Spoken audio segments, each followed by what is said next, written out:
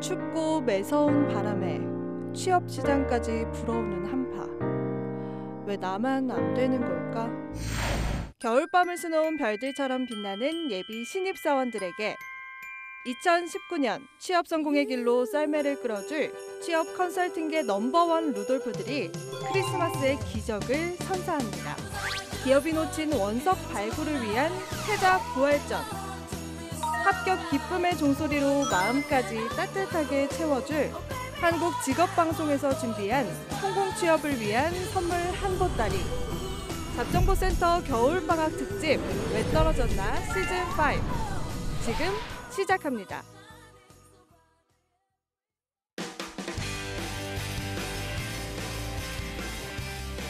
네, 안녕하세요. 성공취업의 시작 잡정보센터 이남기입니다. 네, 안녕하세요. 한유진입니다. 네, 오늘도 수요일 아침 화활짝 열어봤습니다.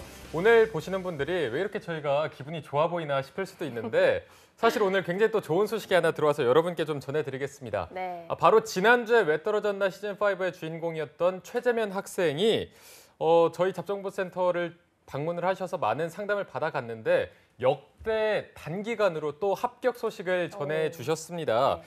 최재면 학생, 이제 학생이 아니라 최재면 신입사원 네. 종근당 합격을 축하드리겠습니다. 축하드립니다. 네, 재면 씨가 저희 PD님께 연락을 하시면서 여러 도움 덕분에 좋은 결과를 얻을 수 있었다며 감사하다는 문자를 보냈다고 하는데요. 네. 저희가 오히려 감사드린다는 말씀을 전하고 싶습니다. 재면 씨의 용기가 있었기 때문에 이 좋은 결과가 있었던 것 같습니다. 네, 저희 잡정보센터의 문은 아직도 활짝 열려 있습니다. 아래 자막으로 나갈 텐데 worktv@yna.co.kr로 신청하셔서 자리가 아직도 남아 있으니까요. 얼른 신청하시기 바랍니다. 자, 그럼 오늘도 오늘의 주인공을 향해서 힘차게 달려보도록 하겠습니다. 수요일 잡정보센터 지금 바로 출발합니다. 왜 너를 떠나보냈었는지 왜 널 보낸 건지 네, 답답하고 막막한 취업의 길, 지원한 기업에서는 탈락 통보만 할 뿐 구두고도 탈락한 이유에 대해서 알려주질 않습니다. 네, 아무도 얘기해주지 않아서 이걸까 저걸까 추측만 무성했던 나의 탈락 원인을 밝혀드리고요. 상반기 공채 합격의 길까지 쭉 함께하는 취준생 구제 프로젝트 왜 떨어졌나 시간입니다. 네, 오늘은 자소서 컨설팅을 해보는 날인데 자소서는 역시 이분이 나와야 되고 네. 왜 떨어졌나는 역시 이분이 나와야 좀 완성이 되는 것 같습니다. 이분한테 혼나야 좀 취업에 성공할 수 있다 이렇게 말씀드릴 수 있을 텐데 네. 위포트의 조민혁 컨설턴트와 함께하겠습니다. 안녕하십니까? 네, 안녕하세요. 반갑습니다. 네. 오랜만이네요. 네, 오랜만입니다. 네. 어벤져스 특집으로만 살짝 얼굴을 비춰주시다가 네. 이렇게 드디어 왜 떨어지나 시즌으로 다시 복귀를 하셨습니다. 네. 기분이 어떠십니까? 아, 근데 이게 복귀라고 이제 대본에 써 있는데 제가 사실 굉장히 애청자예요. 저희 그렇습니다. 그래서 이렇게 뭐 왔다 갔다 버스에서도 보고 유튜브로도 보고 해서 뭐 복귀라는 것보다도 이미 좀 안에 들어와 있는 것 같아요. 그냥 제가 뭐 독서를 많이 한다고 하는데 좀 바뀌었습니다, 컨셉이. 아, 정말요? 네, 구직 시장이 지금 어려워지다 보니까 좀 따뜻하게 당근과 채찍을 일단 그렇게 할게요.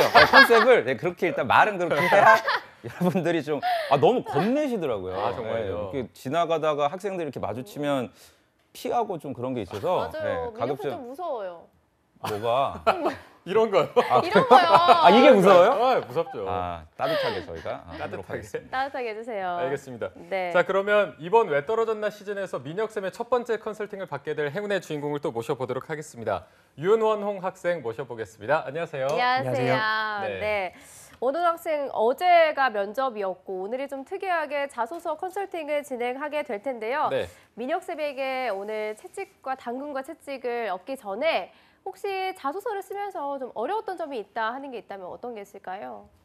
제일 어려웠던 점은 사실 기업 분석이나 그 지원 동기를 작성하기 위해서 업무상 강점을 막 파악해보고 이런 데이터를 얻는 거는 그렇게 어렵지 않았었는데요. 그 데이터를 기반으로 제 경험을 선택하는 게 제일 어려웠었습니다. 그래서 그 같은 데이터여도 그 직무나 그 기업의 특성에 맞게 소재들을 좀 유연하게 바꿔야 되는데 제가 그것도 좀 잘 못하는 편이고 그리고 글 쓰는 속도가 느리다 보니까 막 임박하여서 복사 붙여넣기를 하는 경우도 많았었어가지고 네. 그게 가장 큰 문제였다고 생각을 합니다. 네, 어쨌든 뭐 경험 선택하고 그거를 질문에 맞게 딱 정리하는 게 제일 어려웠다 이렇게 말씀해 주셨는데 많은 분들이 또 이 부분을 어려워하고 있는 것 같아서 일단 원원호 학생이 민혁 쌤한테 자소서 자료를 네. 굉장히 떨어뜨리고 많이 주고 줬어요. 가셨다고. 자료를 많이 줘서 네. 출연 안 하려고 그랬어요. 출연을 정말요. 이게 보통 이게 자료를 저희 작가님이 주실 때 네. 뭐 워드 파일이나 이제 뭐 이렇게 해가지고 한 1, 2메가 정도. 네. 근데 저 친구 자료는 거의 기가였죠. 네. 한 4기가? 그래서 와. 뭐 경력 사원인가. 그럼 뭐 뚜껑을 열어보니까 또 그렇지는 않더라고요. 그러니까 정말요? 뭐 좋은 의미도 있고 자료를 또 많이 준비한다는 건 그만큼 또 열정이 있다는 거니까 일단 긍정적으로 그럼 점수를, 생각을 하려고 합니다. 네, 네. 점수를 저희가 좀 받아볼게요. 자소서 준비한 거. 저는 일단 7점을 드렸어요. 7점. 7점. 네, 오. 10점 만점에 7점을 일단 드린 이유는 네. 그 이력을 제가 보다 보니까 최종 합격한 것도 있더라고요. 헨즈 네. 코퍼레이션인가 네, 뭐 그 A 기업에 최종 합격한 이력도 해서 있고 해서 아마도 자소서 단계의 문제보다도 저는 오히려 면접 쪽에 좀 더 보완을 하실 필요가 있지 않을까라는 네. 좀 생각이 들더라고요. 그러니까 최종 합격했는데 입사를 하지 않았다는 거는 약간 좀 뭔가 마인드가 바꿀 필요가 있을 것 같거든요. 네. 나중에 면접장에 가서도 좀 공격의 소지가 있어요. 아, 네. 혹시 최종 입사하지 않은 이유가 어떤? 일단은 제가 그때가 상반기 1년간의 준비 과정이 있었는데 그때 상반기였습니다. 그리고 올해 상반기요? 네. 네. 그래서 준비 없이 좀 그때 상반기를 맞이했었었는데 그때 사실 가고 싶었던 기업에 면접까지 갔다가 탈락을 했고 이제 사실 헨즈 코퍼레이션이 제가 목표했던 기업은 아니고 경험치를 쌓기 위해서 좀 지원했다는 느낌이 강했던 기업이어서 합격했을 때 좀 제가 다음 시즌에 가능성이 있다 판단해서 스스로 좀 잘못된 선택을 했었던 것 같습니다. 아, 약간 이해는 후회하는 거예요, 그럼? 입사하지 않은 부분. 지금 당장은 후회하지 않습니다. 근데 만약에 이번까지도 제가 그 어디에 다시 합격을 하지 못한다면 그때는 좀 후회할 것 같긴 합니다. 그래요. 헨즈 코퍼레이션 굉장히 좋은 회사거든요. 아, 그래요? 그럼 뭐 연봉 수준이나 뭐 이런 것 때문에 그런 거예요? 근무지나 아니면 뭐 직무 때문에? 아닙니다. 제가 그 회사를 다니면서 네. 그 제가 원했던 기업에 다시 준비를 하는 게 좀 원활하게 하지 못할 그 것 차이가 같아요. 뭐예요? 그러니까 원했던 기업이랑 입사하지 않은 기업의 어떤 차이? 일단 직무도 제가 원하는 직무가 아니었습니다. 뭐였어요, 직무가? 거기가 설계 직무였다가 중간에 아. 개발 직무로 변경이 되었었고요. 네. 그리고 그 산업 자체는 제가 마음에 들었었지만 그 소재지나 이런 것들로 봤을 때 여러 가지 좀 저에게 불편한 사항들을 만들 거라고 생각을 했었습니다. 뭐 어떤 불편함이요? 일단 제가 이직을 하는 데 있어서도 예. 그 입사했던 직무를 제가 잘 살릴 수 있을 거라는 좀 확신도 없기도 했었고요. 그리고 그 본인 엔지니어라고 생각해요, 스스로? 어때요? 자기가 생각하기에? 그게 좀 베이스가 좀 큰 것 같긴 합니다. 엔지니어적인 성향이 좀 베이스가 많이 있긴 합니다. 거짓말하시면 안 되고 본인 스스로 판단했을 때 나는 엔지니어의 자격이 있다고 생각하십니까? 엔지니어는 어디를 중요시해야 될까요? 스텝 직무하고 생산 직무 중에. 엔지니어는 당연히 생산 직무 쪽으로 지원. 그럼 설계 직무가 맞죠. 네, 네. 근데 이제 그거를 본인이 입사를 안 했잖아요. 네, 그게 보통 심각한 게 아니에요. 그래서 그 부분이. 그러니까 자소서 자체는 7점일 수가 있는데 면접장에 갔을 때 면접관이 봤을 때 뭐 홍찬 쌤도 막 얘기를 해주시더라고요. 뭐 경험이나 이런 건 문제가 없는데 그런 게 있어요. 인사팀에서 볼 때는 역량은 좋다 이 지원자가. 근데 그 역량을 과연 발휘할 수 있는 기본적인 소양이 있느냐. 그러니까 쉽게 표현하면은 회사를 위한 어떤 헌신적인 마인드 이런 것들을 평가를 하는데 제가 뭐 원홍 학생이 어떤 사람인지는 모르지만 그 이력을 봤을 때는 납득할 수 없는 경우가 굉장히 많았어요. 예를 들어 구매 직무로 통일을 시켜버린다라든지 또는 그런 게 이제 느낌이 있거든요. 전문가들이 보면 그 좀 허세. 아, 네. 네, 그런 게 있어요 스스로? 좀 네, 어때요? 없지 않아 좀 보여지기 좋아하는 면도 있긴 합니다. 제가 엊그제 이제 그 본인 선배들을 만났습니다. 만날 자리가 있어서 가셨는데 네, 비슷한 반응을 보이더라고요. 네, 제가 지금 원홍 씨를 보면서 느꼈던 점을 그 선배들도 약간 좀 그런 모습이 있는 친구인데 파이팅이 있다. 원홍 씨에 공학도로서. 대해서요? 네, 그 선배들이 원홍 씨. 왜냐면 제가 깜짝 놀란 게 저분의 그 자료를 보다 보니까 나치기 이름이 있는 거예요. 네네. 그 제 6년 전 학생이에요. 아. 수강생. 그 분의 자소서를 받아서 뭐를 했는지는 제가 잘 모르겠는데 아마 공부하신 것 같아요. 합격자들 자소서를. 굉장히 그거는 해서는 안 될 행동들이 다 들어가 있더라고요. 거기. 본인이 근데 그거를 갖다가 본인 스스로는 떳떳했나 봐요. 아마 그게 그렇게 하는 게. 그렇지 않고서는 저희한테 그걸 다 모아가지고 주실 수는 없잖아요. 그게. 네, 맞습니다. 네, 맞습니다. 그런 게 제가 이제 보면서 이거는 좀 조언을 해드릴 부분이 자소서 문제에서만 끝날 것 같지는 않더라고요. 네. 좀 이해가 되세요? 네, 네, 이해됩니다. 그러니까 이해는 되는데 그게 바꾸는 게 쉽지가 않습니다. 네, 뭐 일단 네. 뭐 태도나 마인드 이런 부분도 조금 조언을 해주셨는데 여러분 네. 따뜻한 민혁쌤과 함께하고 계십니다. 제가 예전 같은 막 소리 지르고 막 이렇게 했는데 그렇죠. 굉장히 절제돼 있잖아요. 방송 아, 예. 뒤에도 또 이렇게 눈 내리고 하니까. 예, 알겠습니다. 예. 오늘 따뜻한 모습을 볼 수 있겠죠? 한번 기대를 해보도록 하겠습니다. 그래도 또 아까 민혁쌤이 자소서가 문제가 그래도 없는 것 같다라고 하시긴 했지만 하반기에 또 서류 합격의 탈락률이 굉장히 높거든요. 이 부분에 좀 문제가 있는 것 같아서 자소서에 대해서도 살펴볼 필요가 있는 것 같은데 오늘 네. 민혁쌤이 원용 씨 어떤 자소서를 골라주셨나요? 탈락한 자소서 2개를 가지고 왔어요. 네, 대기업 자소서 2개. 좀 저희 시청자분들이 보시면서 공감할 수 있는 회사 SK 하이닉스하고 모비스를 일단은 가지고 왔습니다. 알겠습니다. 오늘 이 두 가지 회사의 자소서에 대해서 살펴볼 텐데 일단 4번 항목을 좀 골라주셔서 이 부분에 대해서 어떤 답변을 했는지 이 부분은 신세미 캐스터가 바로 소개해드리도록 하겠습니다. 네, 민혁쌤이 골라주신 SK 하이닉스 자소서는 팀원들과 공동의 목표를 달성하기 위해 노력한 경험을 서술하는 4번 항목이었습니다. 서술 조건이 조금 까다롭게 돼 있는데요. 살펴보면 관련된 사람들과의 관계 및 역할, 혼자 하기 어렵다고 판단한 이유, 목표 설정 과정, 지원 활용 계획 및 행동, 구성원들의 참여도 및 의견 차이는 어땠는지, 그에 대한 대응 및 협조를 이끌어내기 위한 구체적인 행동은 어떤 것을 했는지, 목표 달성 정도 및 본인의 기여도는 어느 정도인지 경험의 진실성을 증명할 수 있는 근거가 잘 드러나도록 기술하도록 조건이 달려 있습니다. 네, 그럼 자소서 한번 읽어보도록 하겠습니다. 학과 학세장으로서 성과를 이뤄낸 경험이 있습니다. 10번의 반장 경험을 통해 학생회장에 도전을 했고 학업 증대 프로그램 신설 그리고 학생 단합 회복을 목표로 해서 투표를 통해 당선됐습니다. 당시 학과는 4개의 적은 개수의 행사와 20%대의 저조한 행사 참여율을 기록하고 있었고요. 복지에만 치중된 학생의 구조를 가지고 있었습니다. 이러한 문제점을 극복하기 위해 팀원들과 해결책을 모색했고 다음과 같은 성과를 얻을 수 있었습니다. 8명을 200명으로, 200명을 500명을. 원하는 학과의 목표를 이루기 위해서는 재학생과 졸업생의 단합을 이뤄야 한다고 판단을 했습니다. 이를 위한 총 목표는 MT 재학생 참여율 90%였습니다. 8명의 팀원과 함께 선택한 현장 견학과 지루할 틈이 없는 프로그램을 준비했고 이를 바탕으로 주 30개가 넘는 전공 수업에 참여 독려를 했습니다. 또 교수님 참여를 위해서 팀원들과 미리 자료를 준비해서 발표를 했으며 이를 통해 교수님 전원 참석과 전년 대비 160명 증가한 195명의 재학생 참여를 이끌어낼 수 있었습니다. 그 다음 목표는 졸업생과의 단합이었습니다. 동문들의 축제 주점 행사 참여를 목표로 해서 팀원들과 명단을 나눠 연락 돌렸습니다.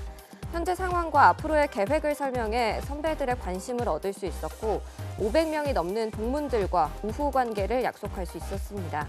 이를 바탕으로 과 주점 행사에서 100명이 넘는 졸업생이 참여해 재학생과의 인연을 만들 수 있었고 모든 행사의 재학생 참여율 60%가 넘는 단합력을 만들 수 있었습니다.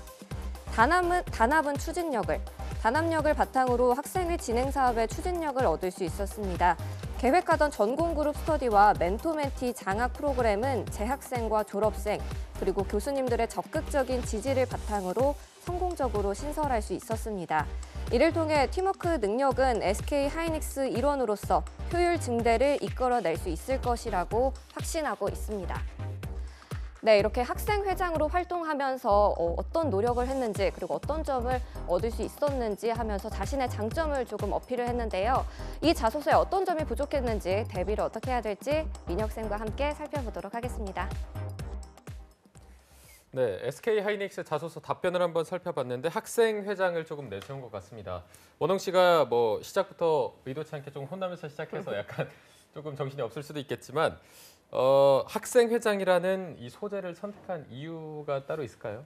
일단 제가 이끌었던 집단 중에 가장 큰 집단이었습니다. 그 집단이. 그리고 사실상 그 퍼포먼스적으로 보여주기에 숫자적으로 많이 크다고 생각을 해서 그때 당시 좀 잘못된 판단이었겠지만 그렇게 좀 보여주려고 했었습니다. 네.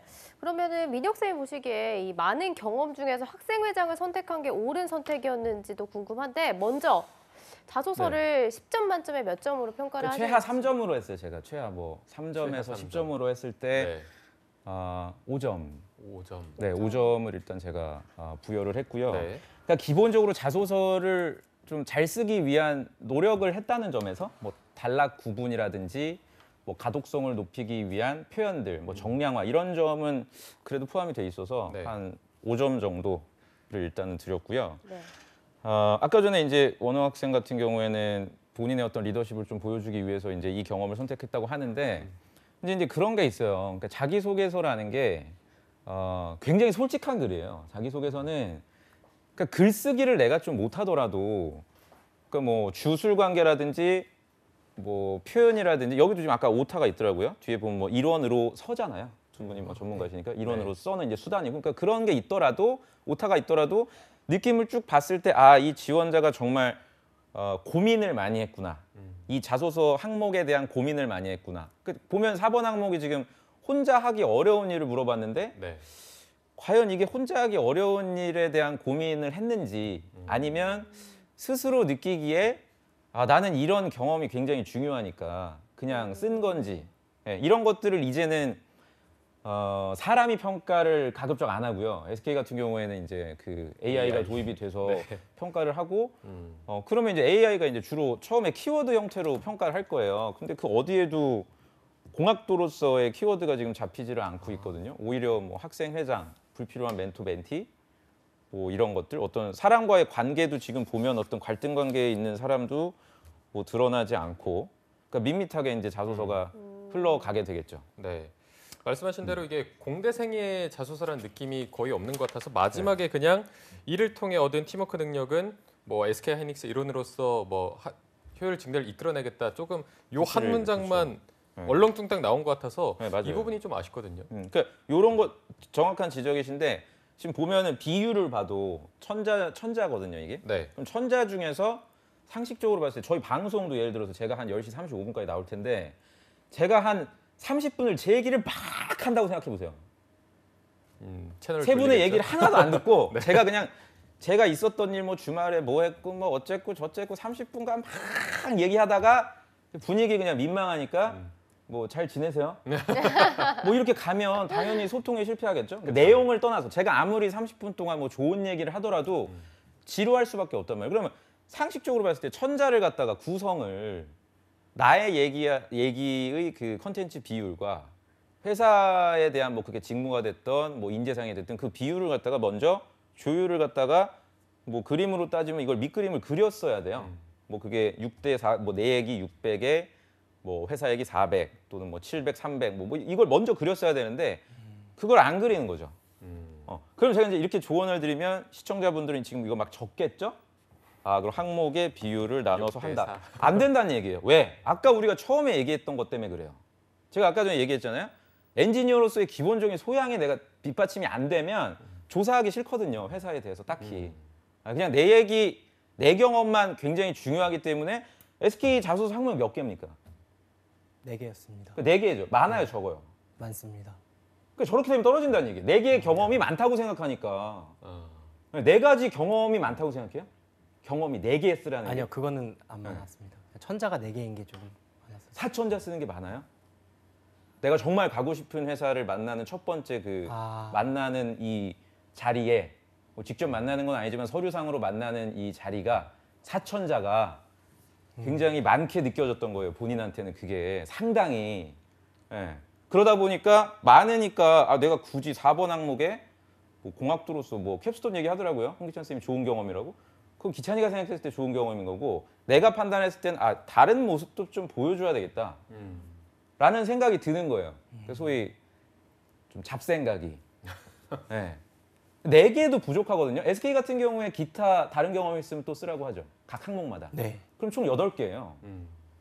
그럼 사실 들려주고 싶은 얘기가 너무나 많아야 되거든요. 그럼 본인은 또 기계공학 전공자라 할 얘기가 당연히 많을 거라고 판단을 할 거예요. 아마 기계 전공자라든지 뭐 많이 뽑으니까 하이닉스 같은 경우 반도체 전자 쪽은 경험치를 조금 더 높여서 아마 입력할 겁니다. AI에 채용 담당자가 조금 더 엄격하고 타이트하게. 그러니까 불필요한 이런 경험을 아마 쓰게 되면 상당히 치명적인 감점 요인이 될 수도 있어요. 근데 감점이 되더라도 내가 이제 다른 스펙으로 보완이 가능한 뭐 예컨대 뭐 학교라든지 뭐 경험치라든지 뭐 동종업계 경력이 있다라든지 그러면은 보완이 될 수가 있는데 제가 알기로는 지금 그런 것들은 가지고 있지 않단 말이에요.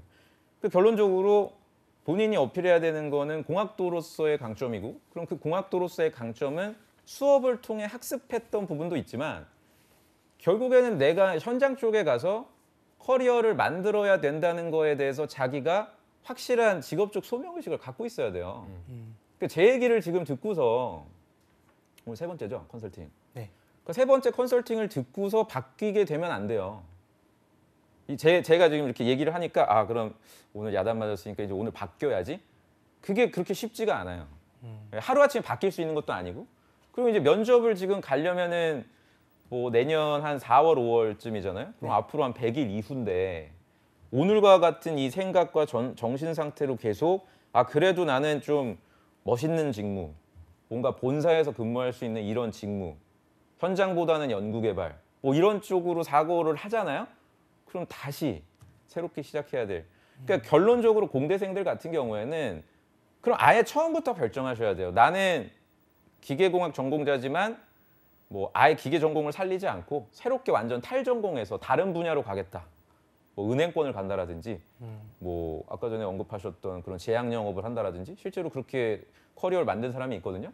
아니면 아예 제가 지금 조언 드린 것처럼 현장 쪽에 가서 내 20대는 그냥 회사를 위해서 현장을 위해서 내가 불사르겠다라고 해도 이게 힘든 마당이에요. 근데 제가 이제 본인의 이력을 쭉 보고 상황을 봤을 때는 좀 애매해요. 전공을 일단 기계로 살리되 좀 이렇게 힘든 것보다는 뭔가 좀 덜 힘들다라든지 뭐 연봉을 조금 더 받는다라든지 물론 엔지니어분들이 그런 생각하는 거 충분히 이해는 합니다. 근데 그거를 이해하고서 뽑진 않거든요. 채용팀에서. 그래서 그 타이밍이 지금 아마 하반기부터 시작이 됐던 것 같아요. 지난 상반기 때는 뭐 그런 생각을 하더라도 뭐 다른 강점이 있었기 때문에 또는 다른 경쟁자에 비해서 이제 뭐 면접관이 선호했을 수는 있는데 아마 이번 하반기를 기점으로 해서는 좀 직무 타겟팅을 스텝 직무에서 현장 쪽으로 바꾸는 게 그게 꼭 전문가의 조언을 듣고서 바뀌기보다는 그게 합리적인 길이다 이렇게 좀 생각을 하면 어떨까 생각이 듭니다. 네, 알겠습니다. 계속해서 현실적인 조언을 해주시고 계신데 민혁 쌤이 고르신 두 번째 자소서도 바로 살펴보도록 하면 현대모비스 자소서이고요. 지원 동기와 입사 후 포부에 대해서 묻고 있는 항목을 골라주셨습니다.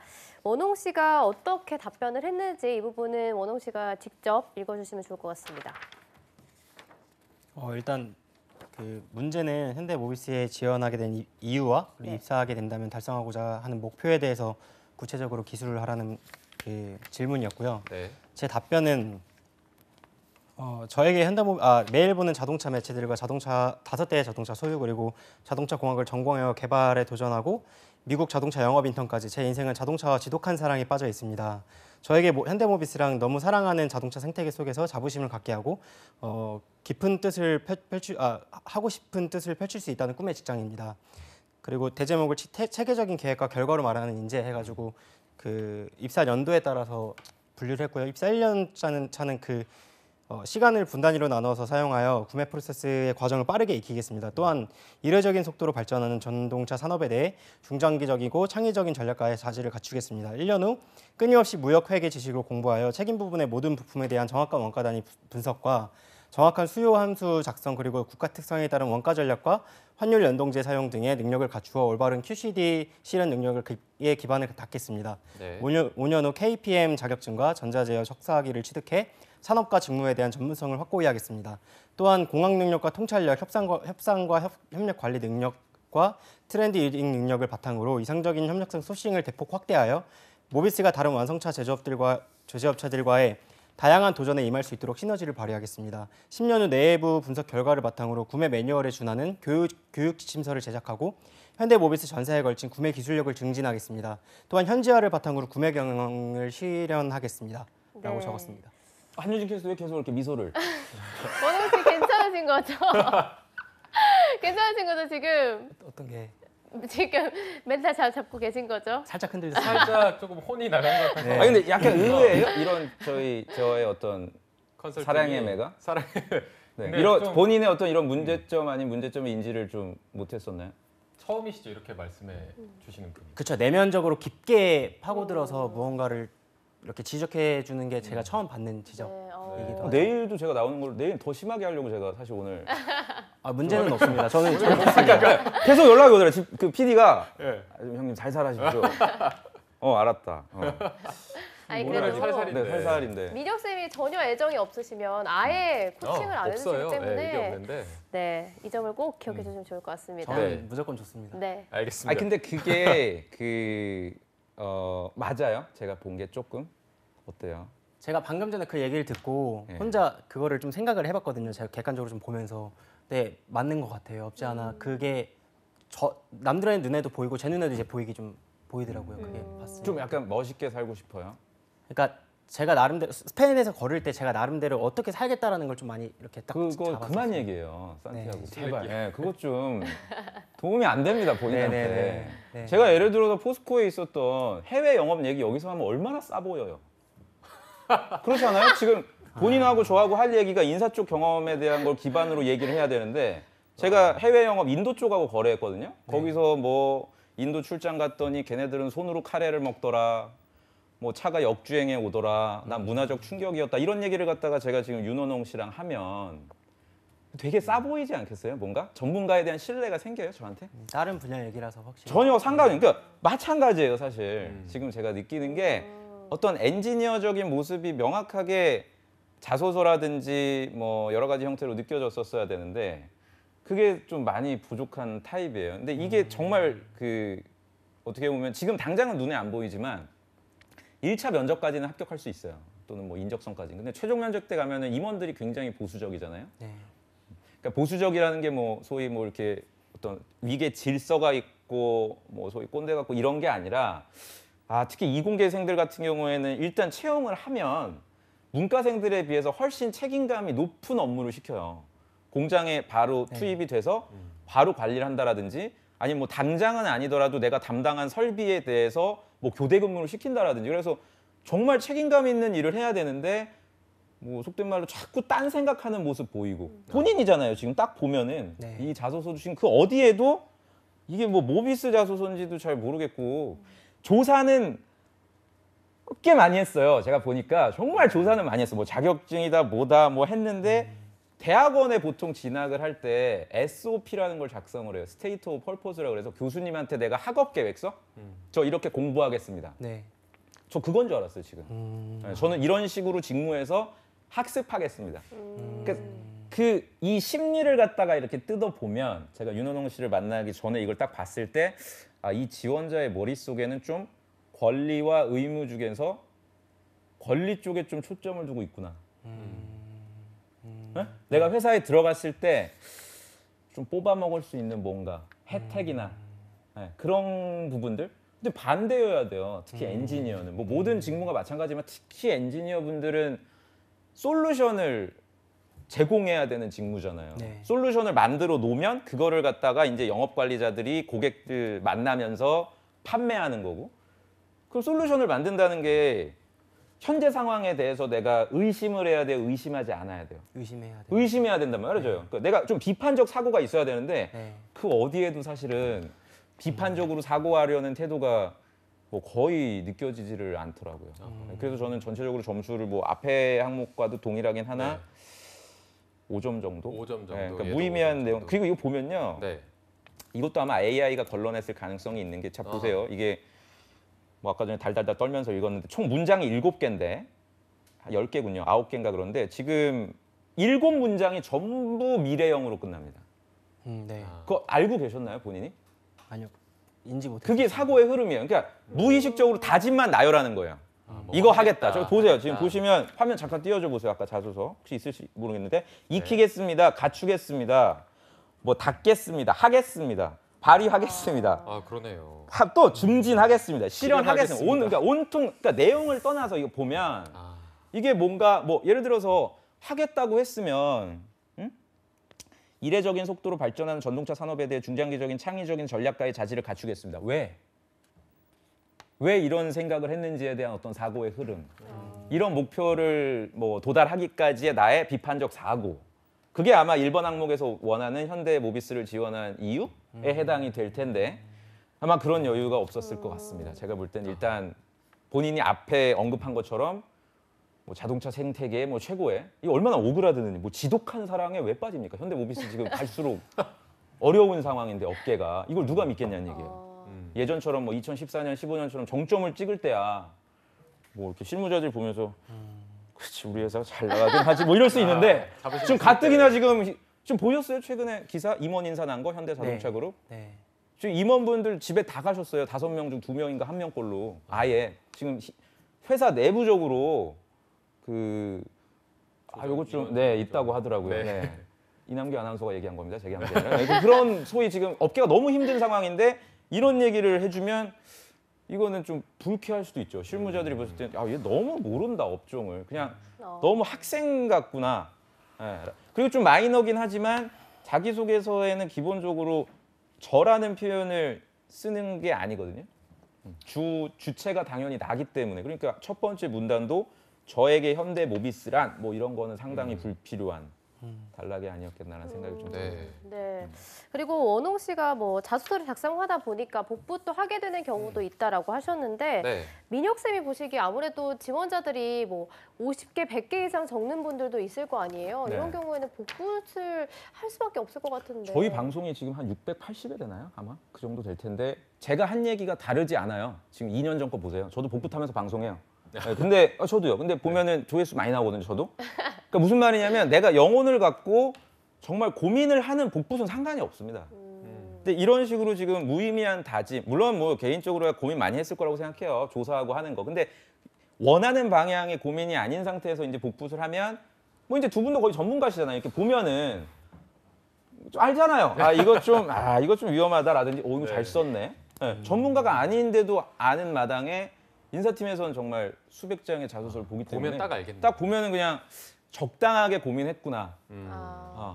무조건 고민을 제가 많이 하라는 건 아니에요. 많이 쓰셔야 되는데 모든 회사를 그럼 뭐 일주일, 열흘을 계속 붙잡고 있는 건 물리적으로 힘들지만 한 5개에서 한 10개 정도의 자소서는 내가 진짜 심혈을 기울여서 고민을 하면 그 뒤에 나오는 조금 내 전공이라든지 분야랑 무관한 자소서를 쓰실 때도 속도가 빨라지고 쓰기 좀 수월한 복붙이 가능하다는 게 저희 주변에 합격하신 분들의 얘기거든요. 네. 그러니까 저는 복붙은 당연히 불가피하게 이루어지는 건 맞다고 생각해요. 네. 상황에 따라. 네. 네. 그러면 원홍 씨가 보니까 이 현대모비스 같은 경우에는 조사를 좀 철저히 하신 것 같아서 아까 SK 하이닉스는 약간 복붙을 했을 수도 있을 법한 내용인 것 같은데 솔직하게 좀 복붙을 하신 건가요? SK 하이닉스는 급하게 썼습니다. 복붙을 했다기보다는 워낙 그 요구하는 그런 지문들에서 요구하는 것들이 있어가지고 네. 그것 그냥 읽고 바로 그 자리에서 그냥 좀 급하게 쓴 자소서였습니다. 사실 네 그래서 좀 더 안일하게 나오지 않았었나 싶습니다. 자소서. 네. 현대모비스 같은 경우에는 아까 민혁 쌤이 지적해 주셨지만 뭐뭐 하겠습니다. 포부를 약간 계획서 내듯이 좀 쓴 경향이 있는데 쓰면서는 좀 어떤 생각으로 이 포부를 쓰신 건지. 일단은 제가 딱 정확하게 말씀해 주신 게 학생 마인드였던 것 같습니다. 네. 제가 그때를 기억해도 학생 마인드였던 것 같은 게 저 아직도 저거를 복붙을 쓰거든요. 지금 저 딱 그거를 굉장히 잘못된 건데 네. 이거 쓰면서도 하는 생각이 입사 포부를 밝히라고 하니까 내가 뭐 하고 싶은 걸 얘기해라 라는 식으로 제가 이렇게 고지고대로 이렇게. 네. 네. 알겠습니다. 뭐 민혁 쌤이 오늘 정말 많은 얘기를 해주셨는데 궁금한 게 많으실 것 같아요. 네, 너무 많이 혼났어.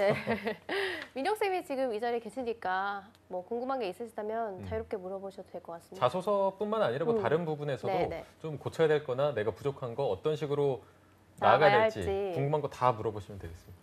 네, 일단은 제일 먼저 궁금했던 게 제가 제일 부족한 건데요. 질문을 딱 읽었을 때 이 담당자가 무엇을 원하는지를 좀 많이 고민을 하긴 하거든요. 제가 네. 좀 잘못되긴 하지만 가고 싶은 기업에선 특히 좀 그렇게 하는데 그래서 제가 하는 게 질문의 의도는 뭐고 얘가 듣고 싶은 답변은 뭔지만 먼저 적어놓고 작성을 하는데 그거 파악하는 좀 이걸 파악하려면 어떻게 생각을 잡아야 되는지가 좀 궁금합니다. 어제 너무 안타깝게 그 학생들이 왜 지금 뭐 응급실에 실려갖고 했잖아요. 아, 예. 근데 그럼 응급실에 딱 갔을 때 의사가 생각해야 되는 게 방법론일까요? 의사가 이 환자들을 내가 어떤 식으로 치료해야 될까 이런 걸 생각하지 않거든요. 일단 무조건 살려야 되겠다. 어떤 방법을 동원하든 간에 이런 생각을 하는 게 직업적 소명 의식이에요. 그러니까 방법이 중요한 게 아니고 제가 다시 한번 말씀드리면 방법은 틀려도 돼요. 자소서 쓰다가 오타 있어도 되고 문단 안 나눠도 됩니다.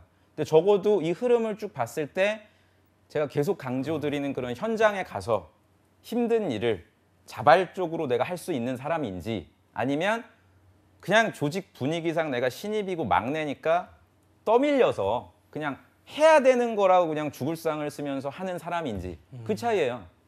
그러니까 뭐 어렵게 들릴 수는 있는데 쉽게 그냥 심플하게 생각하시면 돼요. 그냥 기술적인 문제가 절대 아니에요. 자소서는 더 이상은 이제 제가 뭐 예전에 강의할 때는 훈장처럼 얘기했어요. 제 자소서 굉장히 뭐 잘 나가고 잘 판매돼서 내 책을 사면 니네가 다 합격할 수 있다? 천만의 말씀이에요. 이제는.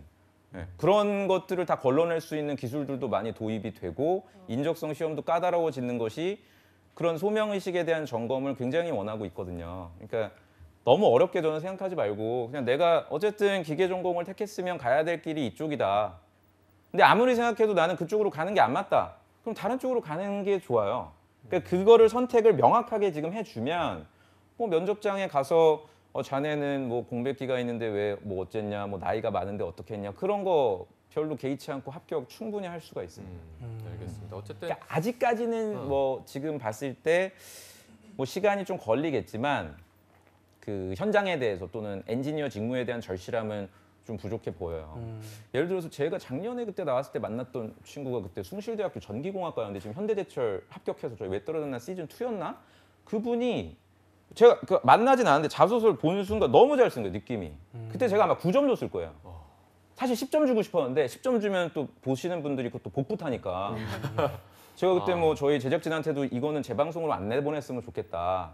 그런 얘기를 할 정도로 잘 쓴 분이 20개 지원해서 아니나 다를까 19개가 됐었어요, 그 친구가. 네. 대박이네. 그리고 얘기하더라고요. 저를 몰랐대요. 제가 누군지. 구직시장에서 조민혁이 누구 당연한 거예요. 그러니까 방법론적인 거 하나도 몰랐던 거예요. 본인의 얘기를 딱. 네, 그분이 뭐 축구 선수였던가 그랬어요. 자기가 근데 부상당해갖고 초등학교 때 현대자동차 1번에 그 항목을 썼거든요. 자기가 우연치 않게 진로 선택이 바뀌어서 뭐 전기 쪽을 전공을 했고 뭐 그런 방향으로 이제 구직 활동을 해갖고 지금 현대제철에서 근무를 하고 있다는 그런 사례들도 있거든요. 그러니까 똑같은 엔지니어도 자소서 내용을 떠나서 그 느낌을 흐름을 봤을 때 현장에 가서 일할 수 있겠구나. 제가 왜 현장을 계속 강조하냐면요. 지금 굉장히 힘들어요. 현장 쪽이. 엔지니어 분들 같은 경우에 생산 현장에서 답을 찾으려고 해도 엔지니어 분들이 조금만 힘들면 뭐 도망가고 물론 다 그런 건 아니지만 업무가 힘들다 보니까 뭐 공기업 준비하고 뭐 다른 그 진로 선택을 하다 보니까 그런 현장 중심적인 마인드를 상당히 많이 보고 있거든요. 네. 그 점을 한번 다시 생각해 보면 좋을 것 같아요. 알겠습니다. 오늘 뭐 민혁 쌤이 해주신 말씀이 굉장히 애정이 없으면 하기 힘든 말이고 오늘 하고 싶은 말씀이 너무 많지만 못다한 얘기는 저희가 내일 토탈 컨설팅에서 한번 해보도록 하고요. 두 분은 내일 또 같은 시간 이 자리에서 뵙도록 하겠습니다. 두 분 고맙습니다. 고맙습니다. 네, 잡정보센터 1부는 여기서 좀 마무리해보고요. 잠시 후 2부에서는요. 일자리 방방곡곡이 준비되어 있고요. 네, 그리고 취준생들의 인권을 지키는 방법을 알려드리는 취준생 인권위원회도 준비되어 있습니다. 네, 어디 가지 마시고요. 채널 고정!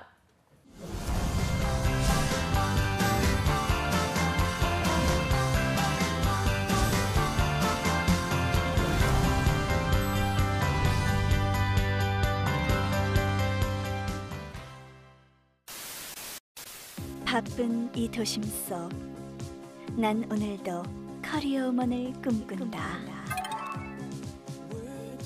스펙, 자소서, 면접, 토탈 컨설팅까지 잡정보센터와 함께라면 두렵지 않아.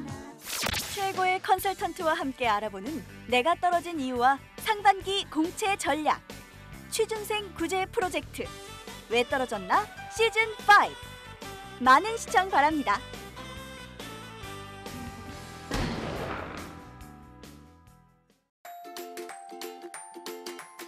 기회를 나누면 더 큰 기회가, 열정을 나누면 더 큰 열정이, 가능성을 나누면 더 큰 가능성이 더해집니다. 이것이 바로 함께 일하는 희망 공식. 일자리를 만들고 나누는 사회. 우리의 미래를 더하는 일입니다. 한국 직업 방송을 보면 취업이 보입니다.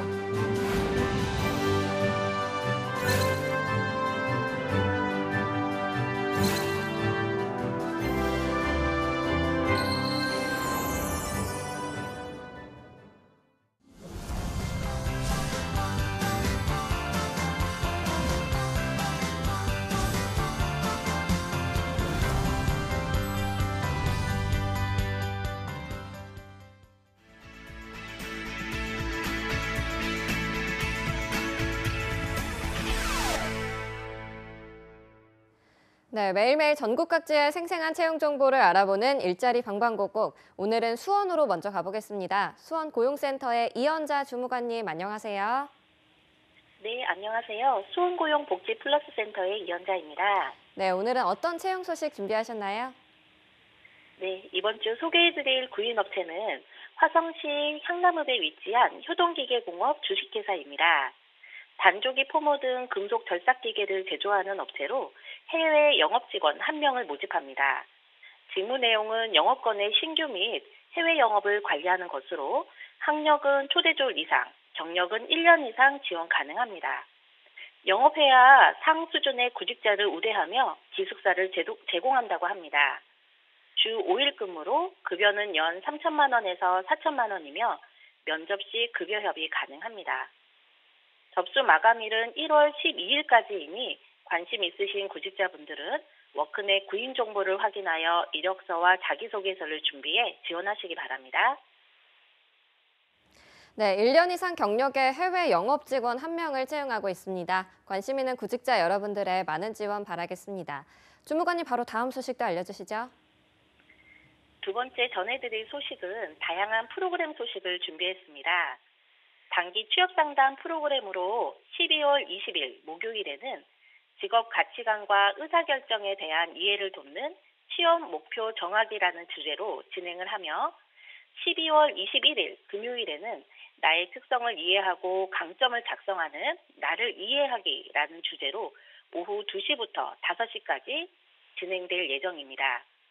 프로그램 장소는 수원고용센터 3층 단기 집단 상담실과 실업급여 설명회 장으로 참여를 원하시는 구직자분들은 일정을 참고하여 미리 워크넷을 통해 신청하거나 고용센터를 방문하여 접수하시면 됩니다.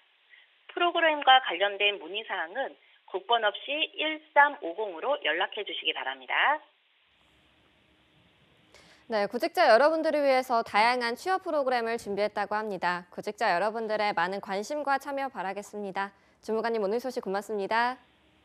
예, 고맙습니다. 네, 지금까지 일자리 방방곡곡 경기도 채용 정보 알아봤습니다.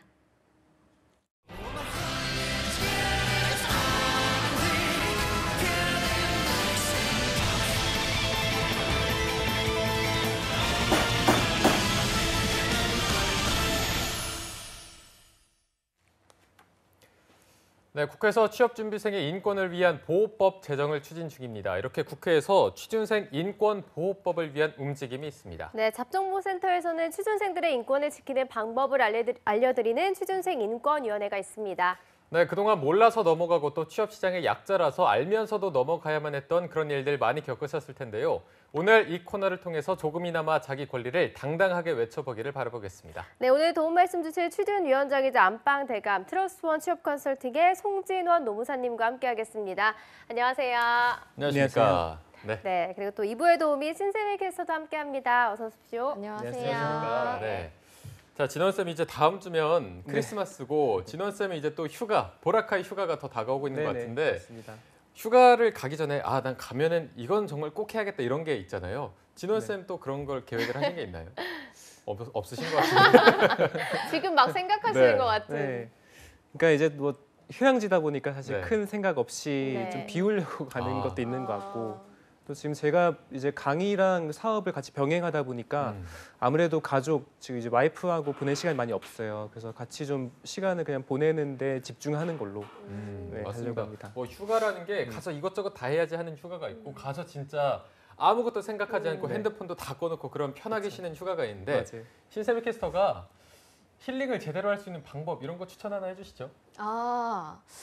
보라카이에 가보셨나요? 안 보라카이? 가봐서 제가 안 추천을 못 가보셨죠. 드리겠어요. 어떡하죠? 휴양지에서 근데 하실 수 저도 있는 가보고 것들. 싶어요. 저 휴양지? 주변에 네. 갔었는데 그때는 뭐 노을 질 때 옆에 네. 바다를 바라보면서 뭐 술 같은 거를 마실 수 맥주. 있다고 들었는데 좋네요. 그게 이제 금지됐다고 하더라고요. 아 금지됐다고. 네.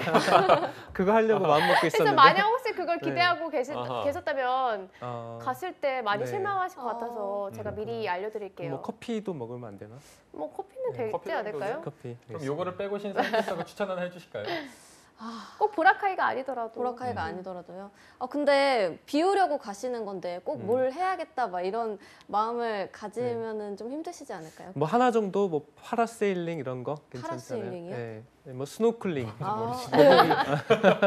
제가 갔다 와서 신세미 추천드릴게요. 캐스터는 집에서 먹고 노는 게 제일 좋은가 봐요.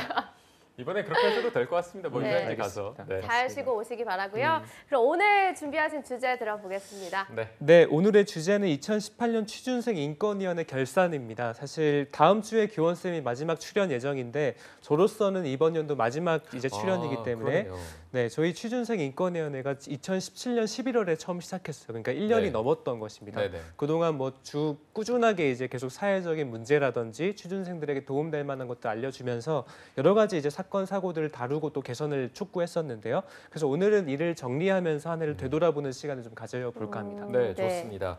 자, 그러면 신세미 캐스터가 오늘의 안건 또 바로 소개해 주시죠. 네, 취준생 인권위원회 안방 대감인 송쌤의 취업 결산입니다. 한 설문조사로 이야기를 시작해볼까 하는데요.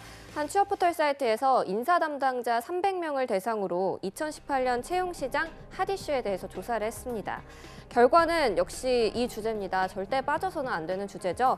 많은 근로자들이 저녁이 있는 삶으로 인도하게 해준 주 52시간 근무제가 44.3%의 인사 담당자의 선택으로 1위에 뽑혔고요.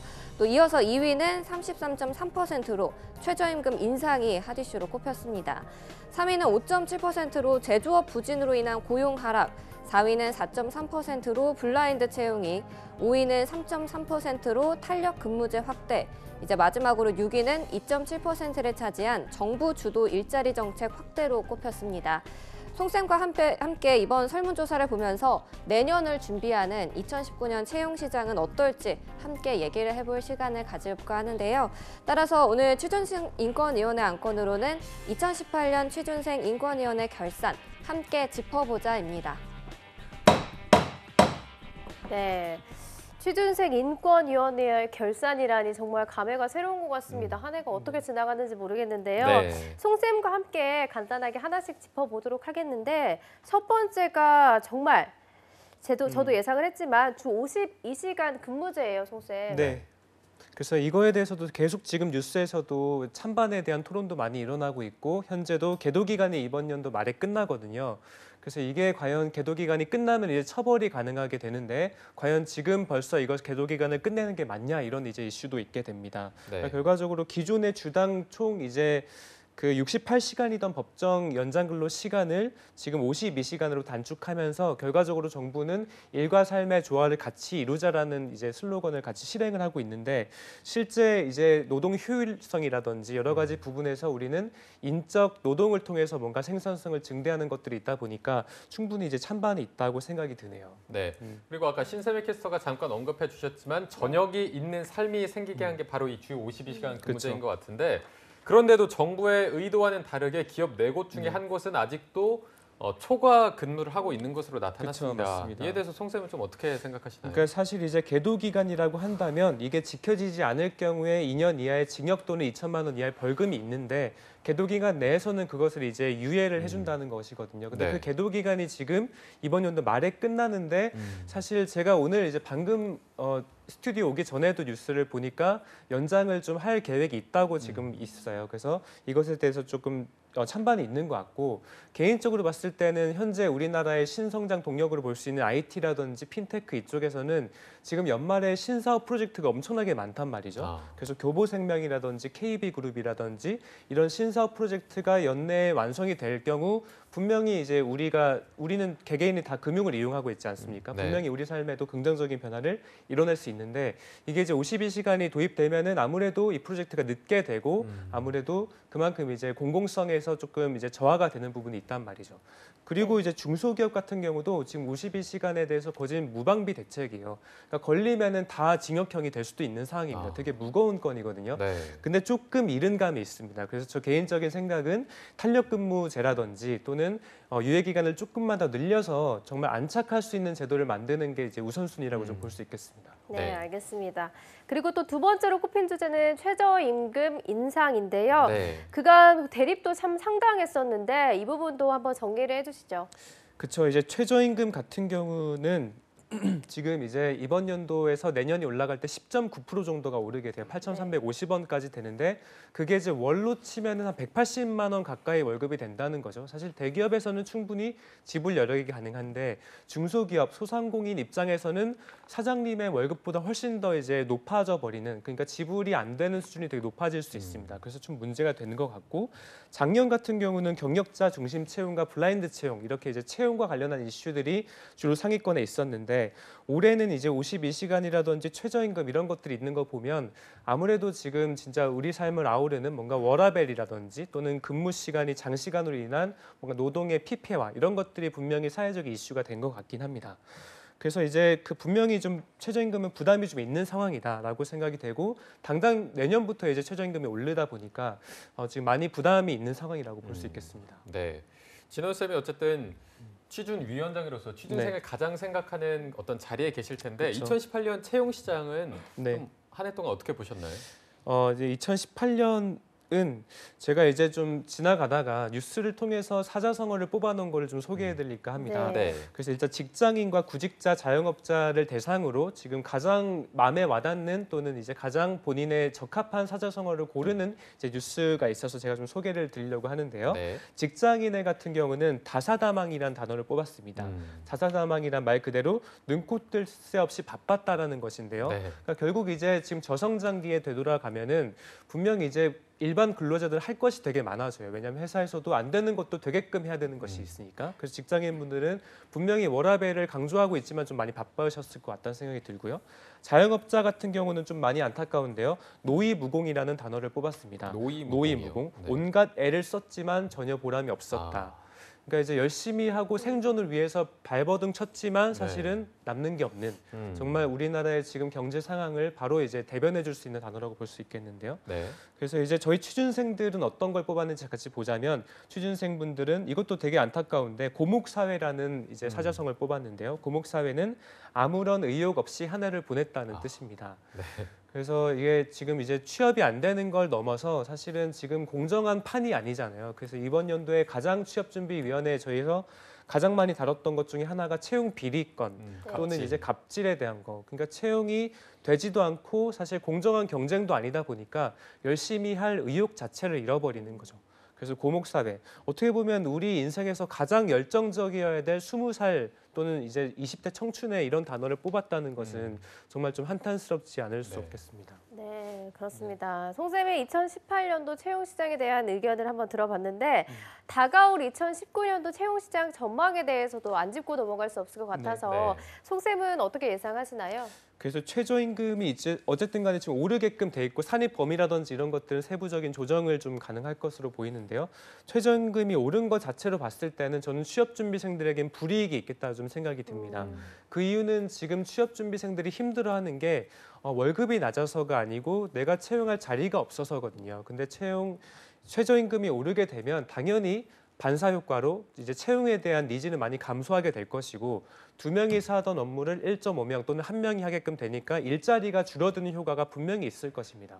그래서 이에 대해서는 분명히 정부 측에서 좀 어느 정도 가이드라인과 대안 정책을 좀 해야 되겠다고 생각이 들고요.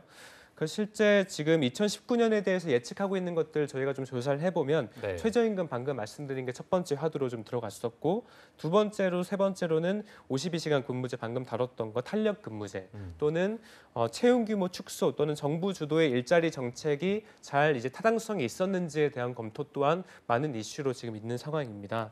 그래서 하나를 좀 소개드리면 내년에 이제 그 현대경제연구원이라든지 삼성경제연구원에서 우리나라의 이제 경제 성장률을 2.5% 정도 오늘도 제가 확인해 보니까 2.67%에서 5%로 계속 하향을 좀 하고 있다고 합니다.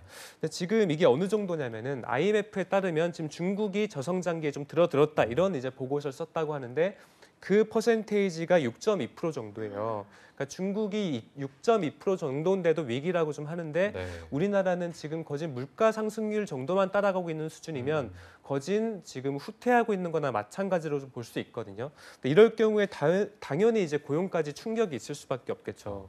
근데 지금 2018년만 하더라도 지금 이제 취업 준비생까지 포함하는 개념인 이제 확장 청년 실업률 같은 경우는 20%를 넘고 있는 데다가 이제 정규직 또는 비정규직까지 포함하는 이제 자발적인 비정규직까지 포함하는 개념인 체감 실업률 같은 경우는 사상 최고인 이제 34% 정도 되거든요. 그러니까 이 정도 수치면은 거진 진짜 최고의 최악의 또는 앞으로의 교과서에 나올 정도의 취업난이라고 볼 수 있는 상황입니다.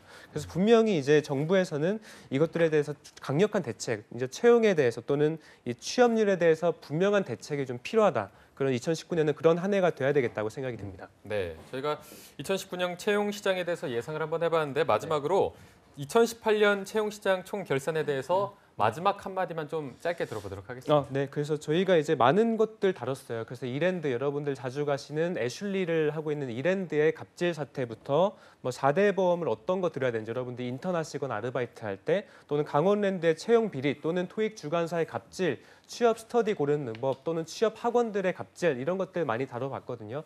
그래서 이제 여러분들이 저희 직업 방송을 되돌아보기도 하셔도 좋고 많은 테마들을 다루고 있으니까 분명히 이제 여러분들을 위해서 이제 저희가 계속 2019년도 권리 상승을 위해서 계속 노력을 하겠습니다. 국회 또한 빨리 법제화가 돼서 이런 취업 준비생들을 위한 법제화가 빨리 이루어졌으면 좋겠습니다. 네, 알겠습니다. 오늘 송진원 노무사 그리고 신세미 캐스터 두 분과 함께했고요. 잡정보센터는 오늘 여기서 마무리하도록 하겠습니다. 네, 저희는 내일 오전 10시에 웃는 얼굴로 찾아뵙겠습니다. 여러분 고맙습니다. 고맙습니다.